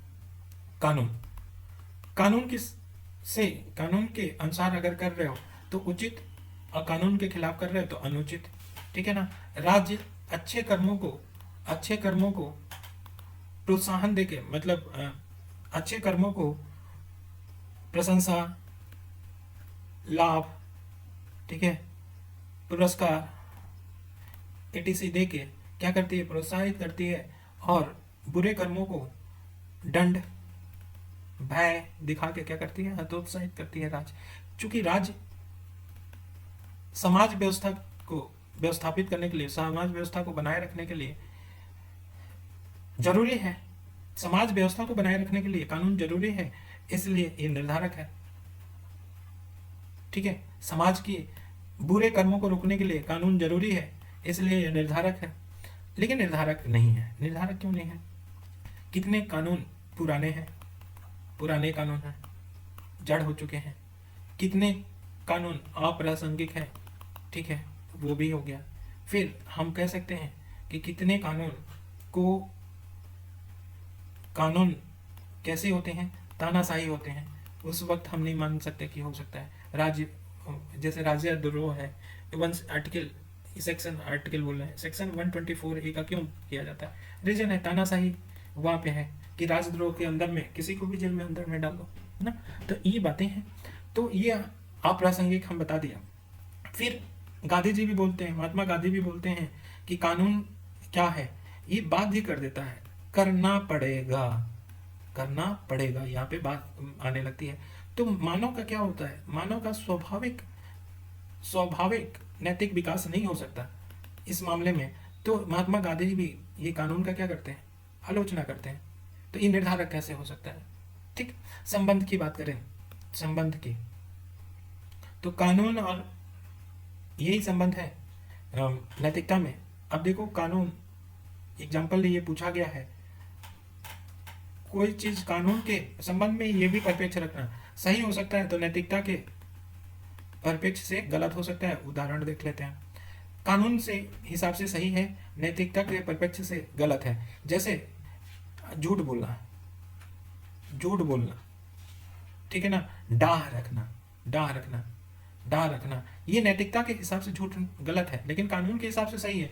लेकिन अगर झूठ बोल के किसी को ठग लोगे ना, तो फिर क्या हो जाएगा? फिर ये कानून के हिसाब से अपराध हो जाएगा, अपराध हो जाएगा। लेकिन झूठ बोलो तो लोग बोलते हैं कानून क्या फांसी पे चढ़ाती है? नहीं, डाह रखते हैं, ईर्ष्या रखते हैं, फांसी पे चढ़ाती है? नहीं। ये हमने बता दिया। अगर कानून के हिसाब से गलत है, नैतिकता के हिसाब से सही है। जैसे किसी घायल व्यक्ति को बिना हेलमेट पहने हम क्या कर दें, अस्पताल पहुंचा दें, तो हम क्या करें? नैतिक रूप से तो सही है, लेकिन कानून बोला है कि बिना हेलमेट का क्या है? जुर्माना है। फिर अगर मान लो कि किसी को एबॉर्शन करा रहे हैं, एबॉर्शन क्या है? एबॉर्शन, एबॉर्शन कराना क्या है? कानूनी रूप से गलत है। लेकिन अगर किसी की जान माल की बचाना है, उस औरत की क्या करना है, जान मान की रक्षा करना है, जान की रक्षा करना, तो नैतिक रूप से एबॉर्शन करना सही है। तो ये दो एग्जाम्पल इसका। तो ये संबंध ऐसे भी बना सकते हैं, धर्म और नैतिकता के लिए ले सकते हैं, ठीक है ना। तो ऐसे बना के आप लोग छोटा छोटा दो दो एग्जाम्पल, तीन तीन एग्जाम्पल रख लेना कि बाद में माथापच्ची ना करना हो, अगर करना हो तो। ठीक, धर्म हो गया, कानून हो गया, नियम हो गया, वही कानून और नियम एक साथ हो जाएगा। अब आ जाते हैं अंतरात्मा। अंतरात्मा की बात आ रही थी, अंतरात्मा की बात कर रहे हैं। तो देखो, अंतरात्मा है क्या? बड़े सिंपल से समझो। अंतरात्मा हृदय की आवाज है, हृदय की आवाज है। जैसे हम लोग प्रेम करते हैं दिल से, वही आवाज है। अगर जितना कहते हैं ना, जितना चारित्रिक रूप से, चरित्र रूप से अच्छा इंसान होगा ना, उसके कहते हैं ना कि दिल में कोई उहापोह नहीं रखता, वो दिल में कोई गंदी बात नहीं रखता है। ऐसा नहीं कि मुंह में राम बगल में छोड़े, वो वाली कहानी नहीं। हृदय की आवाज का मतलब कि वो सदात्मा है, सीधी बात है। क्या है? सदात्मा है। और जो कहते हैं ना कि हृदय में इधर कुछ और रहता है, मन में कुछ और रहता है, और दिखावा कुछ और आते हैं, पापात्मा वाले वो लोग होते हैं। सदात्मा है। और सदात्मा या जो उत्कृष्ट चरित्र वाला इंसान होगा, उसकी अंतरात्मा की आवाज एकदम हृदय की आवाज होगी, या ईश्वरीय, ईश्वरीय समादेश होगा। ईश्वरीय समादेश माना जाता है। कांट ने इसको आंतरिक आंतरिक न्यायाधीश बोला है, आंतरिक न्यायाधीश बोला है, ठीक है ना। इसको बाह्य, इसको बाह्य या प्रमाण की कोई जरूरत नहीं होता है। जैसे कभी देख लेना, झूठ बोल के बोलते होगे तो अंदर से आता है भी क्यों झूठ बोल रहे हो, कभी भी ऐसा आएगा, तो वो अंतरात्मा की आवाज है। तो अंतरात्मा की आवाज क्या होता है? हमें उचित डायरेक्शन में ले जाता है, ठीक है। लेकिन बात यह है कि इसको क्यों नहीं निर्धारक माना जाए? अगर बहुत गलत गलत अभ्यास होता है, गलत है, गंदा है, या वो चरित्र दुष्चरित्र आदमी का प्रकृति है और अभ्यास करता गया है, तो उसकी तो पहली बात है ईश्वरीय आवाज या हृदय की आवाज सुनाई ही नहीं देगी, आएगी नहीं। उसके मन में कुंठा पहले से होगा, हृदय की आवाज आएगी, सुनाई नहीं देगा। तो ऐसे लोग को कभी अंतरात्मा की आवाज ही नहीं पता चलती, पहली बात, आनी चाहिए, लेकिन वो बहुत कम होती है, क्योंकि इनका अभ्यास ऐसा हो गया रहता है। तो हमें ये बताना कि किसी को पैमाने पे, अंतरात्मा को पैमाने पे नापना नहीं कर सकते हैं। तो इसके आधार पे हम कोई मापदंड नहीं बना सकते कि हर एक आदमी का अलग अलग अंतरात्मा की आवाज बोलेगी। ठीक है, जैसे कि हम कह रहे हैं कि हम क्या हैं, किसी मेले में गए, एक बच्चे को देखे तो हमें लगा कि इसको बहुत पुअर है, इसको खाना खिला देना चाहिए, हमको लगा, तो हम बैठा के उसको वहाँ पे मेले में बैठा के खिला दिया। लेकिन दूसरा आदमी वहीं पे आएगा तो वो 10 रुपया थमा के चल दिया। उसकी अंतरात्मा क्या किया, 10 रुपया दे दो, कर रहे हैं हेल्प, लेकिन पैमाना देखो कहाँ कहाँ है। ठीक है ना, पैमाना अलग अलग होगा, तो इसको एकत्र नहीं किया जा सकता है। दूसरी बात है, अंतरात्मा को कानूनबद्ध और सीमित नहीं किया जा सकता नियम बना के, क्योंकि वो ईश्वरीय समादेश है, वो कहाँ से कर सकते हैं। तो इसलिए निर्धारक नहीं मानना चाहिए। हाँ, ये जरूर है कि जो अधिकारी हैं, प्रशासनिक को कब करना चाहिए, प्रशासनिक अधिकारी को अंतरात्मा की कब बातें सुननी चाहिए, जब कानून और नियम स्पष्ट ना हो तब करें, जब स्व विवेका अधिकार हो, ठीक है, लेना हो, निर्णय लेना हो तब करें, जब द्वंद्व की स्थिति आ जाए, द्वंद्व की स्थिति, दुविधा की स्थिति आ जाए तब लेना चाहिए। ठीक है, इस आधार पे क्या करना चाहिए, उसको निर्णय लेना चाहिए, तभी लेना चाहिए, अंतरात्मा की आवाज सुननी चाहिए। ठीक, अब आगे क्या, परिणाम आ जाते हैं। परिणाम के आधार पे, क्योंकि और भी बताए होंगे, उसमें कोई जरूरी नहीं है। परिणाम के आधार पे हमने कहा कि कार्य से जो हम कर्म किए, उस कर्म के उत्पन्न परिणाम से होता है, उत्पन्न परिणाम के आधार पे निर्धारित किया गया। अगर परिणाम अच्छा तो उचित, परिणाम गलत तो अनुचित। ठीक है, परिणाम पे आधारित होता है। और इससे जुड़ा हुआ 2 सिद्धांत हमने बताया था, ऐसे होते तो बहुत सारे हैं। सुखवाद, यहीं पे बात भी कर लेंगे, सुखवाद नहीं, आज नहीं बात करेंगे, सुखवाद और उपयोगितावाद। ठीक है, परिणामवाद की बात तो हमने कहा कि ठीक है, अब ये परिणाम से उत्पन्न, कर्म से उत्पन्न परिणाम के आधार पे हम बोलेंगे उचित या अनुचित होने का निर्धारण करेंगे। तो सुखवाद की बात करें, अब जरा सा यहाँ पे बड़ा सिंपल वे में हम करते हैं। सुखवाद हमारा 2 तरीके से हो सकता है, कर सकते हो, सिनॉप्सिस बना सकते हैं इसका। सुखवाद, हेडोनिज्म बोलते हैं, हेडोनिज्म। सुखवाद को देखो, एक तो बोलेंगे स्वार्थी सुखवाद, एक को परार्थी सुखवाद बोलेंगे। ठीक है, स्वार्थी सुखवाद को भी हम डिवाइड करेंगे निकृष्ट और उत्कृष्ट। यहां पे भी क्या करेंगे, निकृष्ट और उत्कृष्ट। अब हम एक परिभाषा कोई भी अपने मन से बना के लिख लेंगे और उसी परिभाषा में बार बार बोलेंगे। हम लिखेंगे कि सुखवाद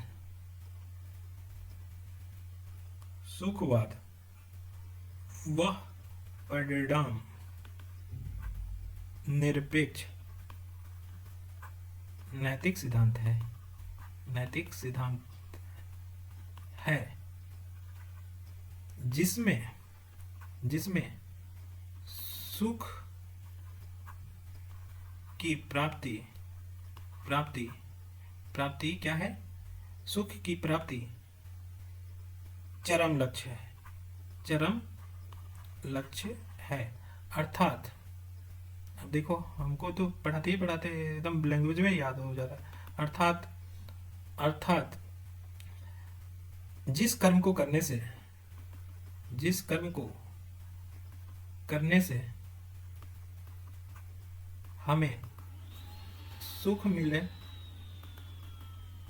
वह उचित, और फिर इसे और वरना जिससे दुख मिले वो अनुचित।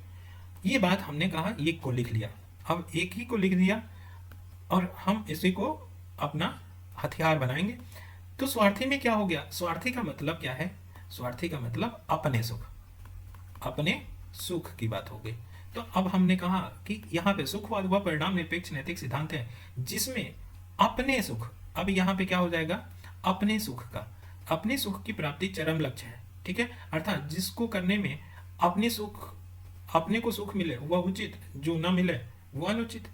ठीक, यही कहानी होगी। अब जरा परार्थी आ जाओ। परार्थी में क्या है? दूसरा, दूसरे के सुख।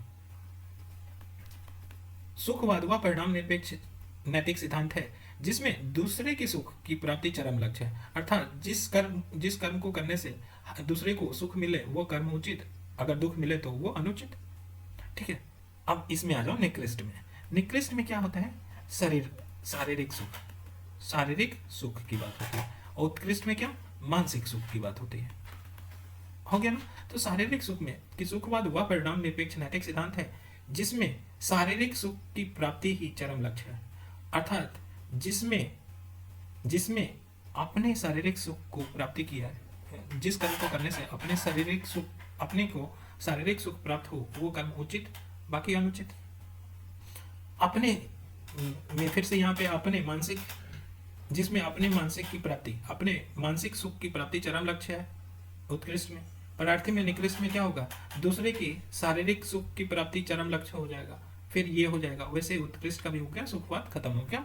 ये आपको समझ में आ गया होगा। नेक्स्ट कहानी क्या है? उपयोगितावाद। उपयोगितावाद क्या बोलता है? सीधी बात है कि ये भी परिणाम निरपेक्ष है जिसमें अधिकतम लोगों का अधिकतम सुख की बात करता है। ठीक है ना? अधिकतम लोगों को अधिकतम सुख की प्राप्ति हो सके और यही चरम लक्ष्य है। ठीक है ना? जिस कर्म करने से यह काम होता है तो वो उचित है, जिस कर्म को करने से ये काम नहीं होता है तो वो अनुचित है। ये भी दो प्रकार के इसमें भी आता है। एक होता है निकृष्ट उपयोगितावादी, एक आते हैं उत्कृष्ट उपयोगितावादी। निकृष्ट उपयोगितावादी बेंथम कहे जाते हैं। बेंथम क्या बोलते हैं? वो शारीरिक सुख को मानते हैं। उत्कृष्ट में जेएस मिल आते हैं और जेएस मिल क्या है? मानसिक सुख को। ये क्या करते हैं? शारीरिक सुख को मानसिक सुख पे, शारीरिक सुख को या मानसिक सुख को शारीरिक सुख पे वरीयता मानते हैं। बेंथम क्या? शारीरिक सुख को मानते हैं। ये सुख में विभेद नहीं करते हैं, सब सुख उनके लिए समान है। लेकिन जेएस मिल क्या है? गुणात्मक विभेद करते हैं। बस इतनी बात उपयुक्तवाद में याद रखना है। तो उपयुक्तवाद भी हमारा हो गया। ठीक है, दो बातें। लेकिन निर्धारक नहीं हो सकता। क्यों? कभी कभी होता है कि परिणाम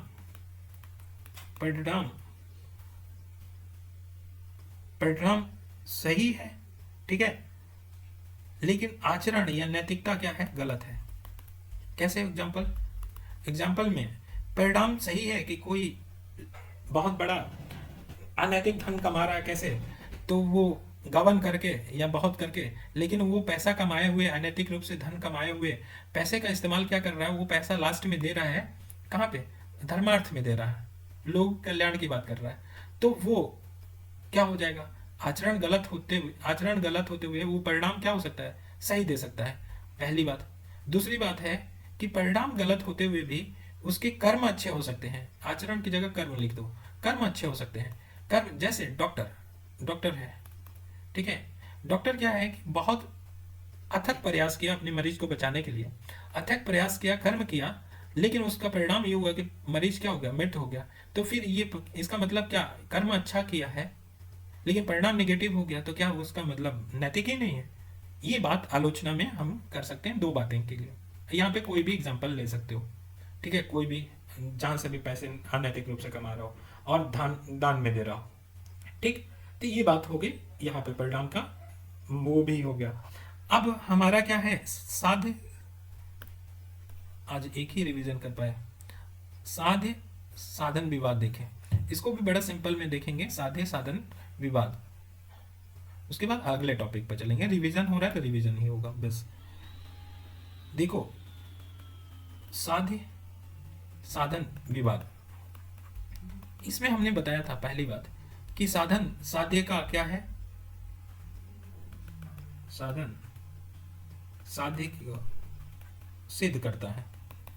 और इसमें हमने एग्जांपल दिया था कार्ल मार्क्स को। कार्ल मार्क्स का साध्य क्या है? कार्ल मार्क्स का साध्य है कि वो स्थापित करें साम्यवाद को स्थापित करना, ये साध्य है। और साधन के रूप में वो हिंसा क्रांति भी करें, हिंसक प्रवृत्ति भी अपना लें, तो वो सही उचित मानते हैं। मतलब इनका सीधी बात है, ये साधन साध्य में साध्य को सिद्ध करता है, अंत भला तो सब भला में विश्वास करते हैं। दूसरा एक इसमें पक्ष आता है, दूसरा पक्ष आता है कि साधन साध्य में अभियोज अभियोज संबंध होता है। मतलब साधन साध्य को पृथक करके नहीं देखा जा सकता, पृथक करके नहीं देखा जा सकता। इसके समर्थक कौन है? महात्मा गांधी हैं, टॉलस्टॉय है, विनोबा भावे हैं, ठीक है, विनोबा भावे और भी बहुत सारे हैं। लेकिन ये इनका कहना क्या है कि देखो भाई, जैसे एक बीज बोते हैं, अगर बीज में खराबी होगा तो पौधा भी क्या होगा? खराबी होगा। पौधा भी क्या होगा? खराब होगा, अगर बीज खराब होगा, ठीक है ना। पौधा क्या है? साध्य है, और बीज क्या है? साधन है। अगर हम बीज साधन अच्छा नहीं यूज करेंगे तो साध्य खराब हो जाएगा। साध्य क्या हो जाएगा? खराब हो जाएगा। बात समझ रहे हो? अगर साध्य खराब हो जाएगा तो फिर कहने का मतलब कि यहाँ पे पृथक नहीं कर सकते, अभियोज। गांधी जी इसको मानते थे, अभियोज संबंध है। मतलब साधन और साध्य दोनों क्या होना चाहिए? पवित्र होने चाहिए, ठीक है, तभी इसका एंड रिजल्ट भी क्या होगा? बढ़िया मिलेगा, ठीक। तो ये बात समझ में आया। अब जरा सा आलोचना की बात आ जाए। आलोचना की बात करें, आलोचना तो जो पहला बताया था ना कि साधन साध्य की को सिद्ध करता है, उसमें आलोचना हम ये कह सकते हैं। दूसरे वाले में तो कोई आलोचना नहीं कर सकते, बस व्यवहारिक रूप में नहीं लागू हो सकता है। आलोचना में हम ये कह सकते हैं कि देखो भाई, तो आलोचना ये कर सकते हैं पहले वाला का कि साधन साध्य को सिद्ध करता है। तो इसमें हम कह सकते हैं कि अगर मान लो साधन बार बार क्या करेगा? गलत लेगा। गलत लेगा कि नहीं?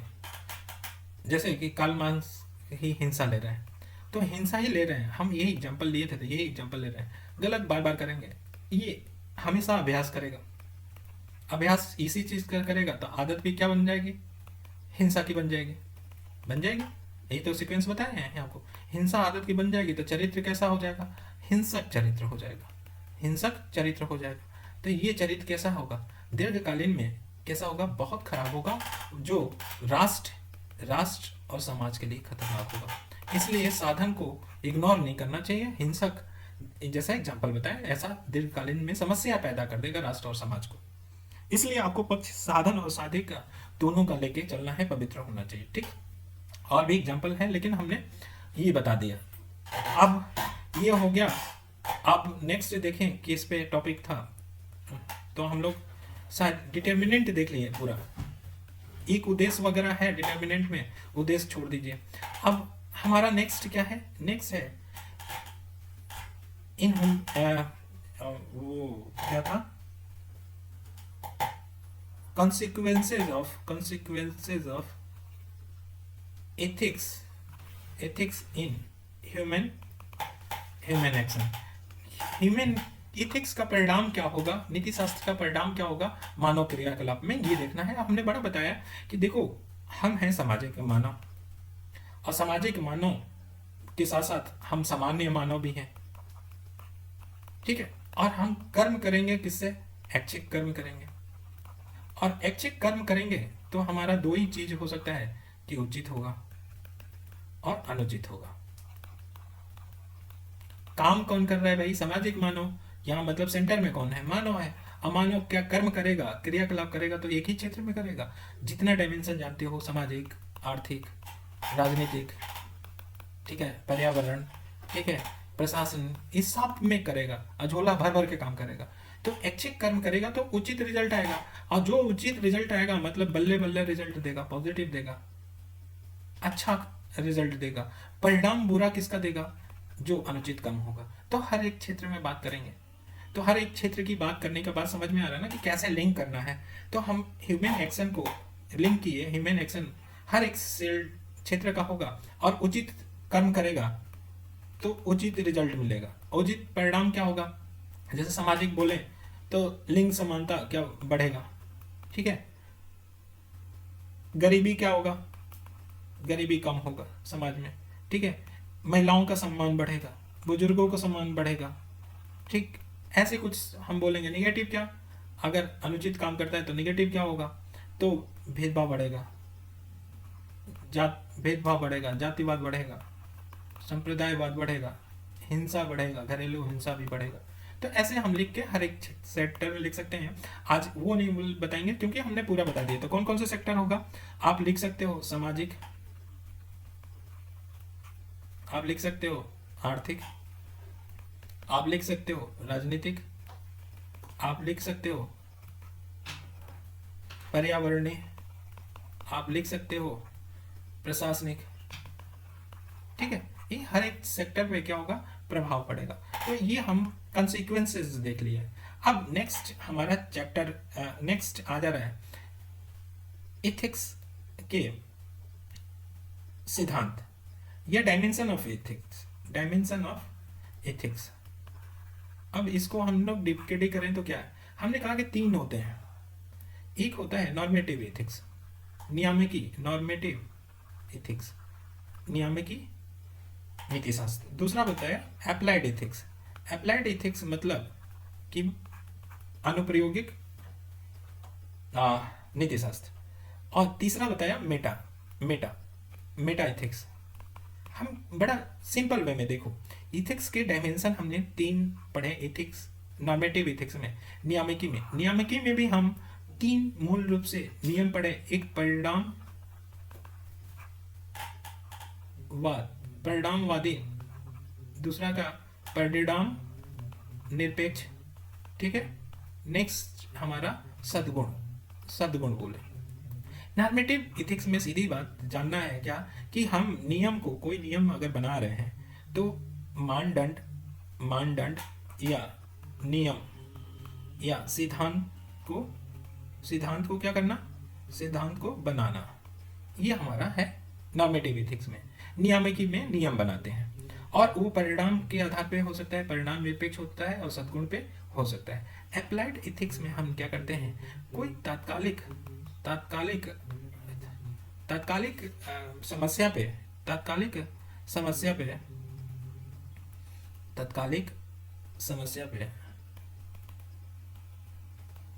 समाधान निकालना हो।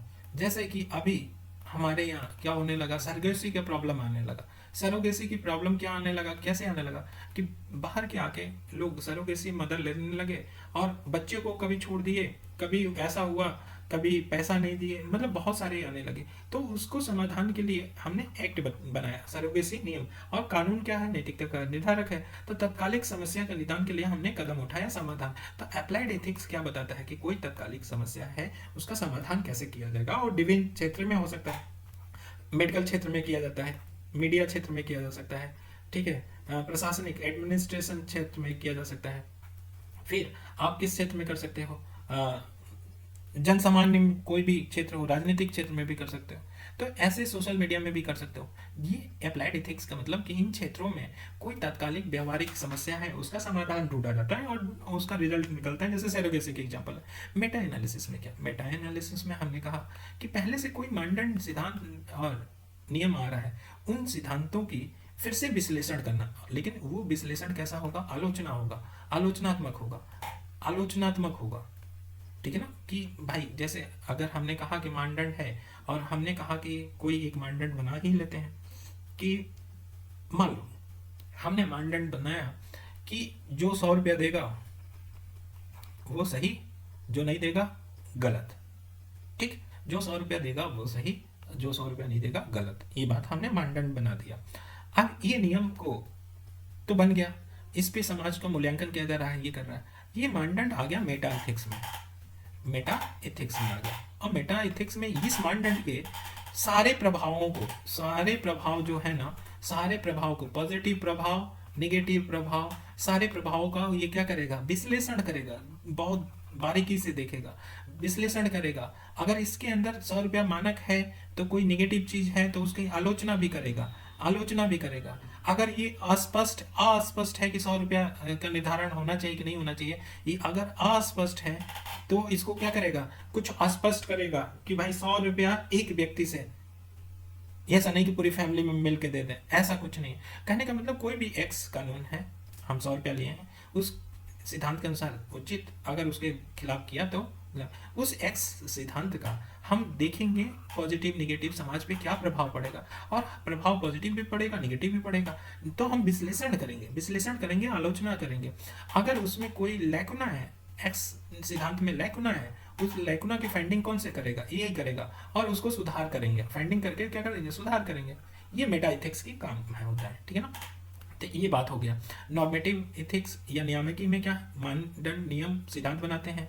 अप्लाइड में क्या, तत्कालिक कोई व्यवहारिक समस्या है उसका समाधान करते हैं। और मेटा इथिक्स में क्या, जो नियम कानून पहले से बने रखे हैं उसका हम आलोचनात्मक विश्लेषण करते हैं, ठीक है। नॉर्मेटिव इथिक्स में परिणामवादी होता है, जिसके परिणाम कर्म के उत्पन्न परिणाम से क्या करेंगे, उत्पन्न रिजल्ट के आधार पे हम उचित या अनुचित निर्धारित कर सकते हैं। दूसरा ये भी हो सकता है नियामकी में परिणाम निरपेक्ष हो, हम परिणाम को न देखते हुए कौन सा मूल्य मूल्य वो उसमें लगा है तो मूल्य के आधार पे कर सकते हैं। सद्गुण बोलता है कि जो भी सद्गुण वाले होते हैं ना, सद्गुणी होते हैं, उनका चरित्र बहुत उत्कृष्ट होता है। वो जो सोचेंगे करेंगे वो क्या होगा, उचित ही होगा। तो सद्गुण वाले नियामकी, तो ये 3 तरह के नियामकी, और ये हमने ओवरऑल नियामकी देख लिया, ठीक है ना।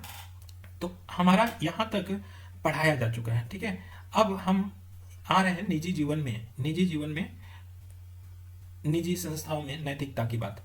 तो ये अभी हमने पढ़ा दिया है, लेकिन इसको भी डीकेडी कर लेते हैं, निजी जीवन में और सार्वजनिक जीवन में, ठीक।